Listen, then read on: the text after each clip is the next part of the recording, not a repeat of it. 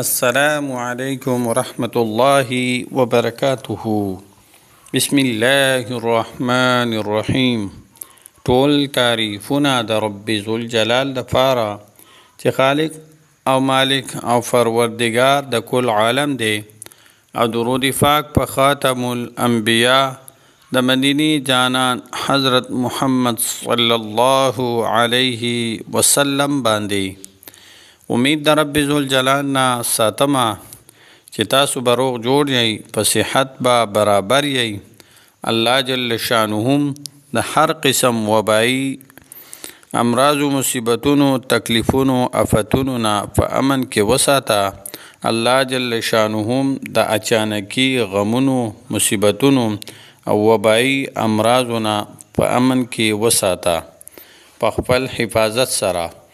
عزتمندو، ما نن ستاسو دپاره یو ناشنا او ډیر مجرب عمل دی او قرآني عمل هم دی، او ودې سره به ډیر هغه خلکو چې په ډیر سخت جادو پې شوی وي، سحر پې شوی وي، په هغې کې مبتلا وي، نو الله جل شانه به دغه سحر او جادو په دې وظیفې په برکت سره ختموي. او بل یو که د یو سړی داسې بیمار وي چې ډاکټران او حکیمان ترې عاجزه شوي وي چې بس دا نشي کیدی، دا علاج د علاج نشي کیدی، بس الله جل شانه ته پرېږدوئ. زمونږ چې څومره ډاکټري تجربه وه هغه موږ ټوله په دې کړې ده، مطلب بس هغه مریض جوړېدونکی نه دی، داسې بیماري ده.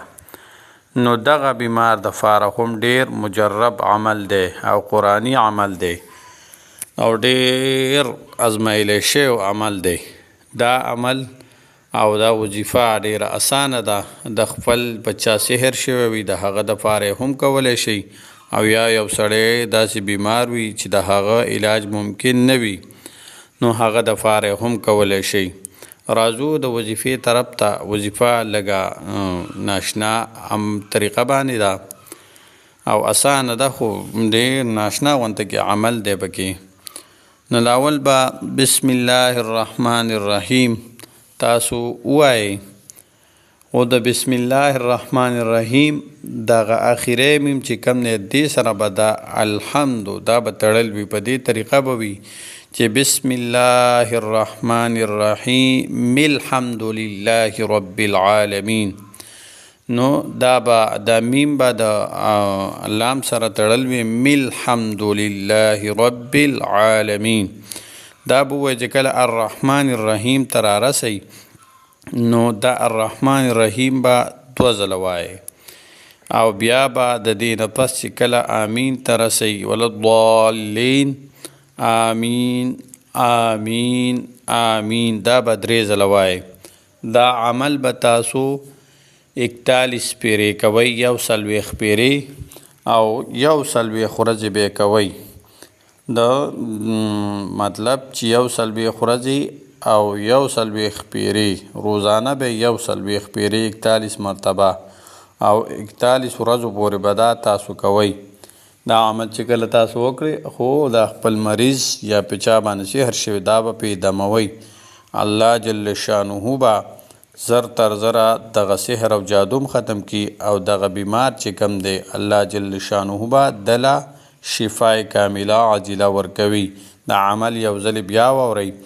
دا به په څه طریقه وي؟ طریقه دا ده بسم الله الرحمن الرحیم الحمد لله رب العالمین الرحمن الرحیم الرحمن الرحیم. الرحمن الرحیم به 2 ځله ویل وي. بیا مالک یوم الدین ایاک نعبد و ایاک نستعین اهدنا الصراط المستقیم صراط الذین انعمت علیهم غیر المغضوب علیهم ولا الضالین آمین آمین آمین. دا به 3 ځله ویل وي.